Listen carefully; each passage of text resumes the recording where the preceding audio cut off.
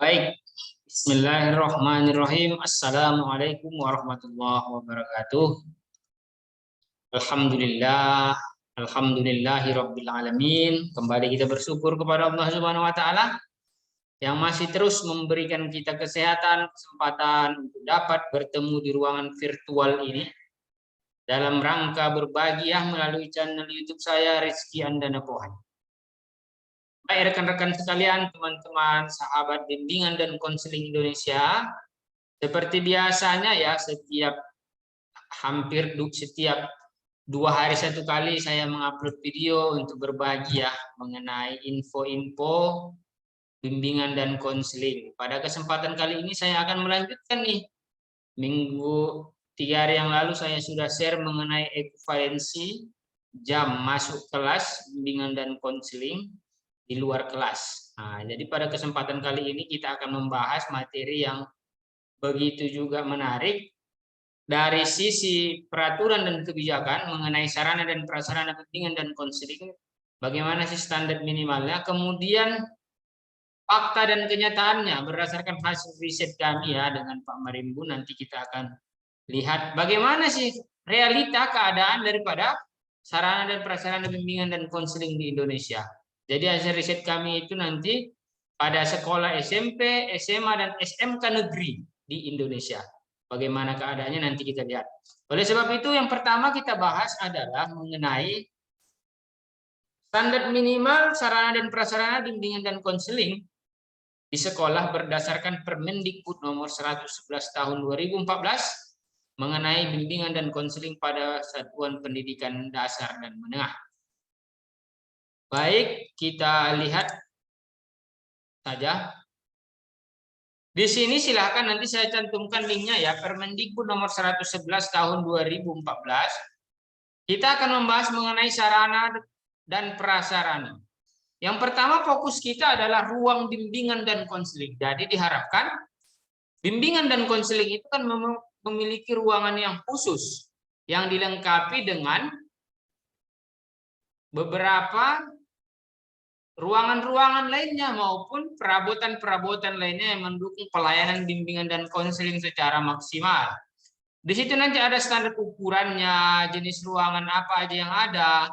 Jadi bisa kita lihat di sini adalah standarnya pertama adalah ruang kerja konselor ataupun guru bimbingan dan konseling di sekolah harus disiapkan secara terpisah antar ruangan dan tidak tembus pandang dan suara. Oleh sebab itu, ini merupakan hal yang sangat penting. Jadi ruangan khusus yang disiapkan di sekolah. Jadi tidak boleh ada bergabung dengan ruang UKS, dengan ruang guru apalagi. Tapi ada temuan, ada riset kita yang menemukan tentang itu. Apa saja? Yang pertama adalah ruangan kerja sekaligus ruang konseling individual. Jadi itu merupakan hal yang sangat penting untuk kita pahami. Ini rata-rata ada nih. Nah, tapi nanti akan kita lihat. Berikutnya ruang tamu, ruang bimbingan dan konseling kelompok, ruang data. Yang kelima, ruang konseling pustaka atau biblio konseling ataupun tampilan kepustakaan kalau BK Pola 17. Kemudian ruangan lain yang sesuai dengan perkembangan profesi bimbingan dan konseling. Nah, jadi ini juga misalnya ruang family terapi misalnya. Ruang pengolahan data, ruang instrumentasi tes, tergantunglah sesuai dengan kebutuhan. Jadi standar minimal ini diharapkan dapat dipenuhi oleh sekolah sebagai penyelenggara pendidikan. Baik saudara-saudara sekalian, teman-teman, rekan-rekan bimbingan dan konseling di Indonesia, ini kita lihat ya, contoh minimal penataan ruang bimbingan dan konseling itu adalah, jadi kalau kita lihat ukurannya ini adalah 8 kali 8 ya, 8 kali 8 kali 8 jadi 64 meter persegi. Apa-apa saja yang ada kita lihat saudara-saudara sekalian ya. Yang pertama kita lihat dari depan itu ada pintu ya, ada pintu. Jadi ada kemudian ruang staf administrasi yang memberikan pelayanan. Ini dia sudah ada. Kemudian ada ruangan tamu, ruang tamu untuk menunggu. Ini bisa dilengkapi dengan fasilitas bunga misalnya, snack-snack, minuman bisa dilengkapi di sini ya untuk menunggu ruang tamu. Ya, diskusi-diskusi non formal bisa dilaksanakan di sini. Kemudian ada ruang perpustakaan, tampilan kepustakaan, biblioterapi istilahnya kan. Ada. Kemudian ruang konseling individu. Nah, masuk kita kepada ruang konseling individu. Di sini ukurannya 3x3 ya. 3x3 di sini. Kemudian ada ruang data. Jadi sekarang ini bisa dimodifikasi rekan-rekan bimbingan konseling. Sekarang data itu kan online ataupun tersimpan di data secara elektronik. Oleh sebab itu memang tidak perlu lagi memerlukan ruang data. Ini bisa diganti dengan ruang-ruangan lainnya yang sesuai dengan perkembangan teknologi bimbingan dan konseling misalnya. Misalnya saat ini ruang cyber konseling misalnya bisa dibuat juga. Ukurannya 2x3. Berikutnya ruang bimbingan dan konseling kelompok ya 5x3,5 stack 3,5 nih ruangannya. Jadi inilah ruangan standar minimal ruangan. Jadi boleh dimodifikasi. Ini standar minimalnya boleh ditambahi. Ditambahi lebih bagus. Misalnya ruang kerja, ruang konselor misalnya. Ditambahi satu lagi kan. Jadi ada beberapa konselor di dalam satu ruangan, tapi konseling individunya terpisah. Ini juga membutuhkan. Ada beberapa alternatif juga nih. Contoh penataan ruang kerja bimbingan dan konseling. Satu yang atas tadi ada. Alternatifnya misalnya di sini adalah sama juga ruang stafnya. Lebih luas lagi kalau ini. 16.000. Nah, jadi ini 16 meter kali 10. 16 kali 10. Jadi 160 ya. Ini juga lebih lengkap ruang stafnya, ruang tamunya, ruang kerja dan ruang konselingnya ada 2, 3. Ada 3. Ada ruang bimbingan konseling kelompoknya ada 2. Ruang datanya 1, ruang biblioterapinya 1. Jadi lebih lengkap. Bila perlu kan bisa dilengkapi dengan toilet misalnya di ruangan ini. Jadi betul-betul nyaman lah. Kemudian ruangan ini dilengkapi dengan AC misalnya. Nah, jadi kan nyaman kalau siswa-siswa kita ingin konseling. Jadi kita upayakan ya, menyediakan sarana dan prasarana. Ada juga alternatif lainnya yaitu seperti ini teman-teman sekalian. Jadi ini sekali lagi kita ingatkan adalah standar minimal ya. Untuk lebihnya boleh standar maksimal. Yang nggak boleh di bawah standar ini. Nah, sehingga nanti kalau di bawah standar ini tentunya tidak nyamanlah pelayanan bimbingan dan konseling, tidak maksimal kan. Misalnya ruang kerja konseling hampir sama juga ini ya. Tapi ruang kerja konselingnya ada yang lebih luas 5x4, 20 ya. Ruangan bimbingan dan konseling kelompok. Jadi boleh dimodifikasi ya sesuai dengan kebutuhan. Apa saja fasilitas penumpangnya? Antara lain kita lihat dokumen program bimbingan dan konseling yang disimpan dalam almari. Ya kalau ini kan tahun 2014, tapi sekarang kan perkembangan teknologi cukup canggih ya. Sekarang program itu tinggal disediakan di aplikasi. Sudah aplikasi mobile, aplikasi berbasis website itu perlu dikembangkan. Boleh dikembangkan sendiri ataupun boleh berlangganan dengan penyedia-penyedia layanan konseling online yang sudah ada. Kemudian instrumen pengumpulan data seperti ini ya, pedoman wawancara, observasi anekdot, daftar cek, AUM, ITP, RPL, semuanya ini sudah bisa nih berbasiskan online lagi. Alat penyimpan data ini juga berbasis online aja lagi. Jangan lagi berbasis tulisan-tulisan ataupun kertas begitu. Itu harus kita adaptasikan di perkembangan revolusi industri ini. Kemudian kelengkapan penunjang teknis seperti data informasi, paket bimbingan, alat bantu bimbingan, perlengkapan administrasi, alat tulis, belangko surat. Nah, tetap perlu juga surat-surat kan secara langsung misalnya surat rekomendasi, form rekomendasi alih tangan kasus, kunjungan rumah, modul-modul, buku, hasil wawancara, laporan kegiatan. Ini kan masih ada. Video-video interaktif, video-video pembelajaran, untuk tampilan kepustakaan, misalnya LCD, televisi. Jadi di ruang tamu itu bisa juga disediakan misalnya televisi. untuk menyediakan musik-musik yang tenang bagi sambil tamu menunggu misalnya, atau menampilkan siaran-siaran yang membangkitkan aura positif bagi klien kita sebelum masuk ke proses konseling yang dia lakukan. Kemudian software-software, apalagi sekarang kan banyak penyedia software-software online ya, tes minat bakat, tes IQ, jadi semua sudah berbasis online. Jadi ini guru BK juga harus peka. Di video saya sebelumnya sudah ada ya tes kepribadian untuk penentuan jurusan berbasis Riasek. Nah, itu sudah ada ya di dalam video saya sebelumnya. Di sini ya kan. Ini dulu memang berarti 2014, sekarang saudara sudah 2022. Jadi itu semua yang terakhir itu adalah perlu dirancang pembiayaannya. Jadi kan tidak ujuk-ujuk juga semua program bimbingan dan konseling ruangannya seperti itu. Tapi harus kita rencanakan pembiayaannya dengan cermat. Jadi tidak bisa langsung sekaligus tahun ini kita programkan untuk sarana prasarana, tahun depan seperti itu. Jadi secara berkelanjutan. Jadi anggaran itu semuanya disetujui oleh kepala sekolah untuk dipenuhi sarana dan prasarana. Misalnya untuk kebutuhan kunjungan rumah, pengadaan tampilan kepustakaan, mengirim guru-guru BK mengikuti diklat, workshop profesi BK, studi lanjut, kegiatan MGBK, pengadaan instrumen. Jadi tahun ini kita adakan AUM umum, tahun depan AUM PTSDL kalau memang tidak bisa. Kalau bisa sekaligus lebih bagus. Tes IQ, tes kepribadian, tes minat bakat, seluruh lah. Jadi semakin tahun semakin lengkaplah seluruh fasilitas kita. Misalnya kita sediakan ruang relaksasi misalnya. Sekarang ada itu di bandara saja sudah ada ruang terapi ya, untuk terapi kusuk seperti itu, masas ya kan. Itu boleh kalau sudah memadai. Kenapa tidak di ruangan bimbingan dan konseling sambil menunggu kita disediakan ruangan itu kan?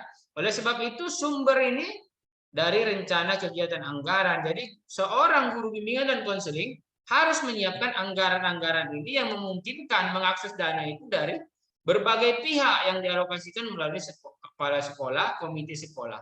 Jadi didiskusikan. Inilah tandanya bahwa guru bimbingan dan konseling sudah berhasil memasyarakatkan pelayanan BK apabila telah mampu untuk mengajak seluruh civitas sekolah untuk peduli terhadap keadaan sarana dan prasarana bimbingan dan konseling untuk menunjang ini semua. Karena bagaimanapun sehebat apapun konselornya, tanpa adanya sarana dan prasarana ini, maka pelayanan bimbingan dan konseling itu tidak akan maksimal hasilnya seperti itu. Jadi dengan harapan materi ini ya teman-teman guru bimbingan dan konseling di sekolah, mari kita sama-sama wujudkan sarana dan prasarana yang optimal untuk peserta didik kita. Berikutnya adalah kita akan melihat teman-teman itu kan idealnya Permendikbud itu kan sudah 2014. Berarti sekarang itu 2022, sudah 7 tahun berjalan. Jadi ini mau kita lihat nih. Berikutnya adalah bagaimana sih keadaan realitasnya di lapangan sarana dan prasarana bimbingan dan konseling yang ada di Indonesia begitu. Jadi kebetulan saya dengan rekan saya dengan teman-teman melakukan riset survei dengan saya dan Pak Marimbun, melakukan survei bagaimana gambaran keadaan sarana dan prasarana bimbingan dan konseling pada sekolah menengah negeri di Indonesia. Jadi ini kami publikasikan pada terbit di Desember 2021. Jadi sangat up to date baru ya. Riset ini kami lakukan di bulan Maret tahun 2021 kepada guru BK di Indonesia. Saat itu kami mengadakan seminar nasional. Jadi kami membuatnya melalui Google Form berdasarkan Permendikbud ini teman-teman sekalian. Jadi ini dia ya jurnalnya. Nanti bisa saya tautkan juga linknya pada materi ini. Materi Permendikbudnya dan artikel jurnal ini. Mudah-mudahan bisa menjadi inspirasi ya bagi sekolah-sekolah rekan-rekan sekalian ataupun pemerintah nih untuk mengambil kebijakan. Ini loh keadaan sarana dan prasarana bimbingan dan konseling di Indonesia. Jadi ini mayoritas kita lihat adalah responden dari Sumatera, Jawa, Kalimantan, ada sedikit Sulawesi, Papua juga sudah ada, tapi tidak seberapa. Tapi mudah-mudahan lah ini data ini dapat bermanfaat walaupun masih ada keterbatasan dari riset kami ini, teman-teman sekalian. Baik ya, kita lihat sekarang. Nah, kita lihat. Jadi judulnya gambaran sarana dan prasarana bimbingan dan konseling pada sekolah menengah negeri di Indonesia. Jadi penulisnya itu adalah Bapak Marimbun dan saya sendiri. Kami adalah dosen bimbingan dan konseling Islam IAIN Langsa, Provinsi Aceh.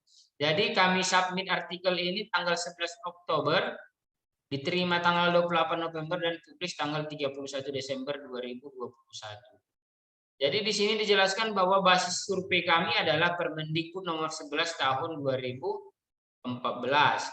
Jadi ini metodenya survei, kita lihat bahwa kita langsung kepada pertama kita lihat metode ya yang kami gunakan itu adalah survei. Subjek penelitian ini sebanyak 65 SMA negeri di Indonesia, 25 SMK negeri dan 58 SMK negeri yang berada di 71 kabupaten kota pada 18 provinsi. Nah, jadi memang dari 500 kabupaten kota yang dapat kami itu adalah 71 kabupaten kota. Jadi mungkin inilah keterbatasan, tapi kita ambil sisi positifnya bahwa data ini sudah terkumpul. Sebelumnya belum ada nih, kalaupun ada cuma data satu sekolah, ada beberapa sekolah. Tapi kami mencoba untuk hal yang lebih luas di Indonesia. Ada dari Pulau Sumatera, Aceh, Sumatera Utara, Sumatera Barat, Bengkulu, Riau, Kepulauan Riau, Lampung. Nah, jadi Sumatera saja sudah agak hampir semua ya, sudah ada ya. Jambi belum ada. Pulau Kalimantan, Kalimantan Barat, Kalimantan Timur, Kalimantan Selatan, Kalimantan Tengah. Kemudian dari Pulau Jawa ada dari Banten, DKI Jakarta, Jawa Barat, Jawa Tengah, Daerah Istimewa Yogyakarta, Jawa Timur. Nah, sepertinya Jawa ini penuh. Semua provinsi ada. Dan Pulau Nusa Tenggara dan Bali. Nah, ya kan? Jadi instrumen yang kami gunakan itu metode checklist mengacu pada standar sarana dan prasarana Permendikbud yang kita bahas tadi, teman-teman sekalian.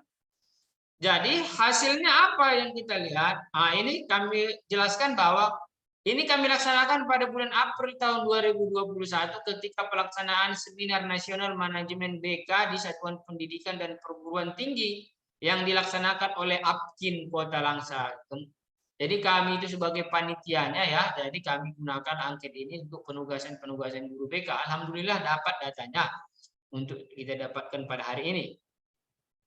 Hasil temuannya menjelaskan bahwa kita lihat itu pada 71 sekolah menengah ini adalah, ayo kita lihat pertama sarana prasarana BK di SMA negeri. Nah, di SMA negeri ini kita lihat saudara-saudara, teman-teman guru BK sekalian adalah bahwa masih ada 4,68% sekolah yang belum memiliki ruang BK.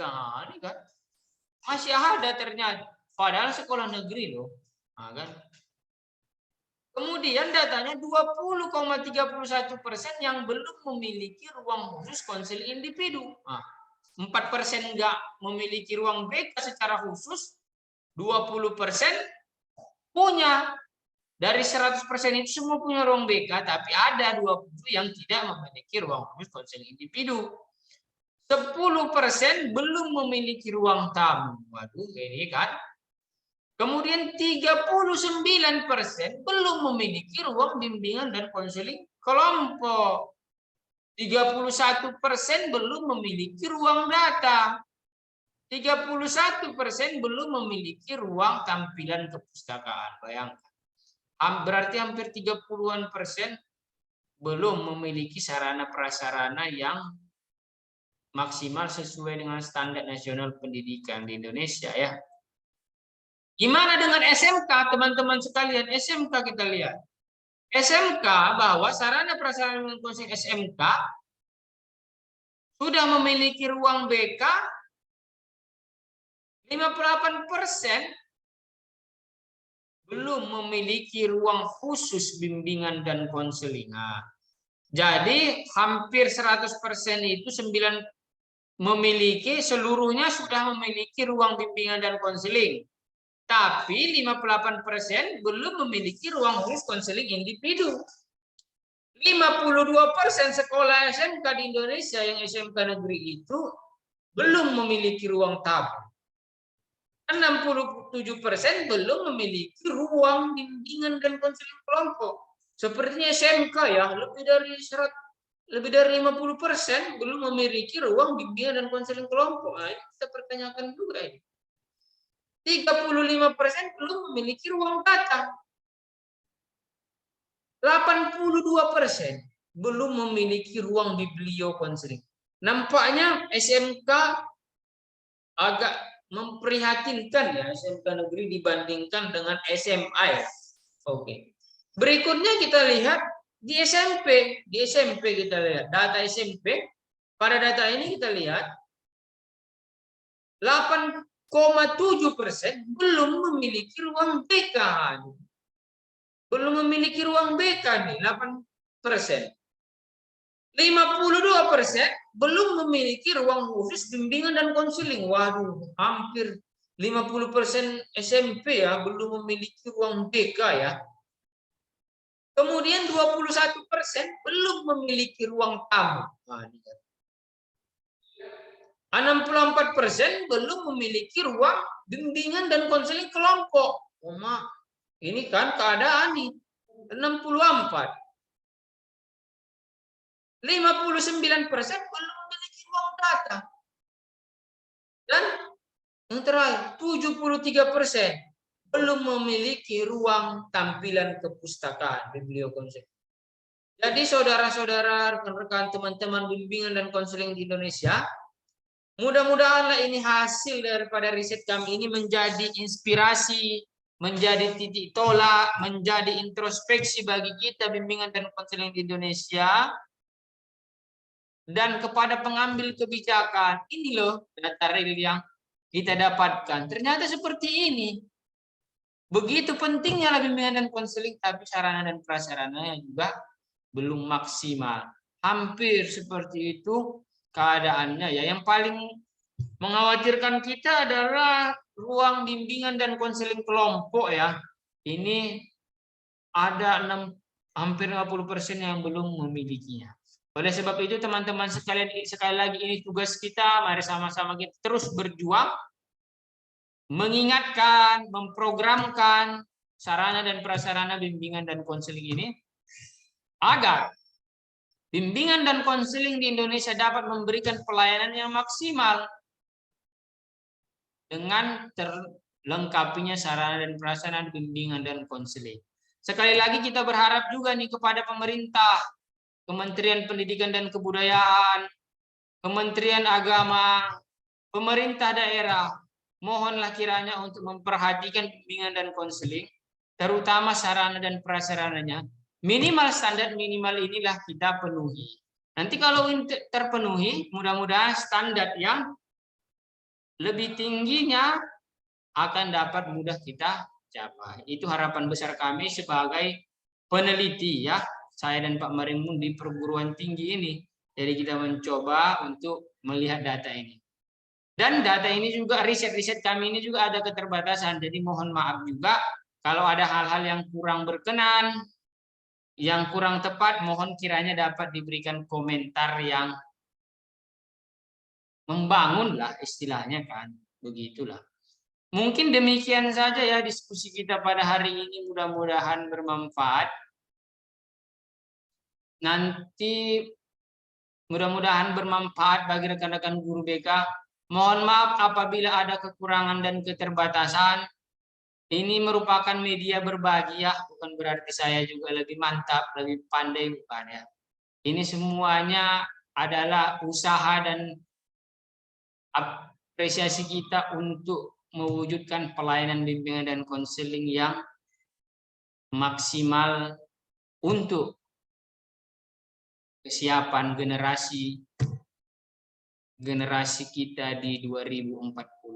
Karena bagaimanapun guru bimbingan dan konseling akan berkontribusi besar untuk itu. Oleh sebab itu, sekali lagi, sarana dan prasarana merupakan salah satu hal yang paling penting untuk mendukung tujuan dan cita-cita pendidikan nasional itu. Itu aja mungkin, lebih kurang mohon maaf atas segala keterbatasan. Billahi taufiq wal hidayah. Assalamualaikum warahmatullahi wabarakatuh. Sampai jumpa di lain kesempatan. Mudah-mudahan bermanfaat. Assalamualaikum warahmatullahi wabarakatuh.